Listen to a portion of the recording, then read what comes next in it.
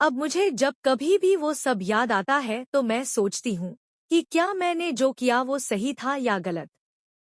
मेरा नाम कामिनी है। मैं 34 साल को हूँ। मेरे हस्बैंड शहर में एक प्राइवेट नौकरी करते हैं। मैं भी उनके साथ शहर में रहती हूँ। गांव में मेरे सास ससुर रहते हैं। मैं हर समय सच संवर कर रहना पसंद करती हूँ। मैं बहुत गोरी और बहुत सुंदर हूँ। सब लोग मेरी तारीफ करते हैं। मैं जब भी कोई काम करने के लिए बाहर जाती हूँ तो मेरा पहाड़ों के समान विशालकाय पिछवाड़ा ताकने वालों की भीड़ लग जाती है। मेरे पतिदेव ने रात रात मेहनत करके उसको इतना बढ़िया फुला दिया है कि उसे देखने के लिए ही सब लोग परेशान रहते हैं। मैं ज्यादातर सूट पहनती हूँ। मैं उसमें बहुत सुंदर अच्छी लगती हूँ। मेरे पतिदेव मुझे बहुत प्यार करते हैं। मेरी ही सिटी में मेरी कजिन भी अपने पतिदेव के साथ रहती है। उसके हस्बैंड बड़ा सुंदर और गोरा है। मैं उसको देखती हूँ तो मेरे मन में विचार आता है कि काश ये मेरा पति होता। मेरी कजिन बहुत लकी है, इसीलिए उसे इतना सुंदर पति मिला है। मेरे पतिदेव तो बिल्कुल सुंदर नहीं है। लेकिन मैं सोचती हूँ अपनी अपनी किस्मत है। मेरी कजिन और उसका हस्बैंड कभी कभी शाम को हमारे यहाँ आते हैं और अगले दिन जाते हैं। मेरी कजिन और उसके हस्बैंड को मेरे यहाँ बहुत अच्छा लगता है। एक दिन मेरी कजिन ने मुझे फोन किया और बोली कि मैं किसी काम से अपने एक रिलेटिव के यहाँ जा रही हूँ। आप मेरे हस्बैंड को 4-5 दिन शाम के टाइम खाना खिला दीजिएगा। मैं बोली ठीक है, कोई बात नहीं, तुम उनसे बोल देना वो शाम को आ जाया करेंगे। फिर मैंने हस्बैंड को फोन करके ये बात बताई तो उन्होंने भी खुशी खुशी सहमति दे दी। फिर शाम को ऑफिस से घर आते समय मेरे हस्बैंड मेरी कजिन के हस्बैंड को अपनी ही कार में साथ ही लेकर मेरे घर आ गए। फिर अब लोगों ने खाना खाया और वो खाकर अपने घर चला गया।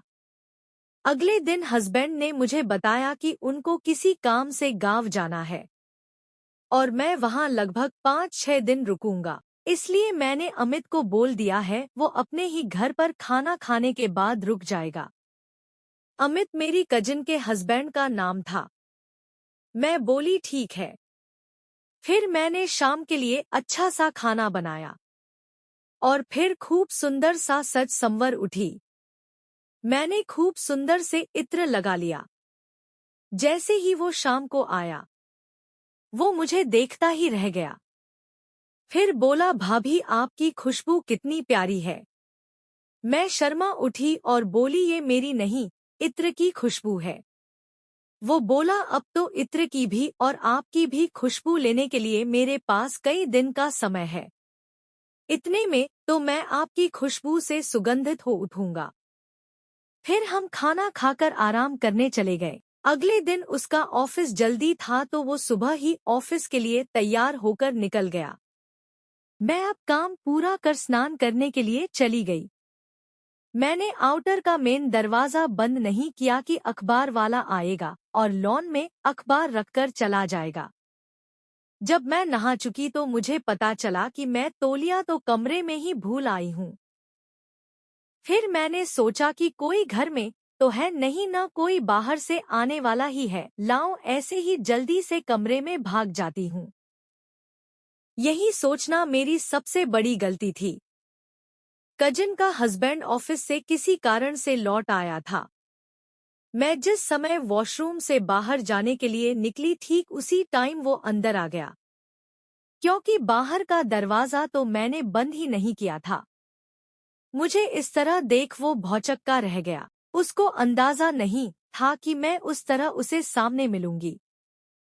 कुछ टाइम तो मुझे समझ ही नहीं आया कि मुझे क्या करना चाहिए। फिर मैं भाग के कमरे में गई और दरवाजा लगा दी। मुझे खुद पर इतनी गुस्सा आ रही थी कि मैंने दरवाजा क्यों नहीं बंद किया। अब तो वो मुझे इस तरह देख चुका था कि क्या कहूँ। तौलिया होता तब भी थोड़ा सही होता, लेकिन उस टाइम तो वो भी नहीं था। मैं सोच में डूबी थी कि तभी उसने कहा भाभी सुनिए जरा। मैं उस वक्त इतनी हड़बड़ी में थी कि मैंने फिर वैसे ही दरवाज़ा खोल दिया। फिर उसने उस दिन मुझे उस सुख का एहसास दिलाया जो मेरे पतिदेव मुझे कभी नहीं दिला पाए थे। मैं एकदम तृप्त और खुश हो उठी। मुझे इतना सुख मिला कि मैं आनंदित हो उठी।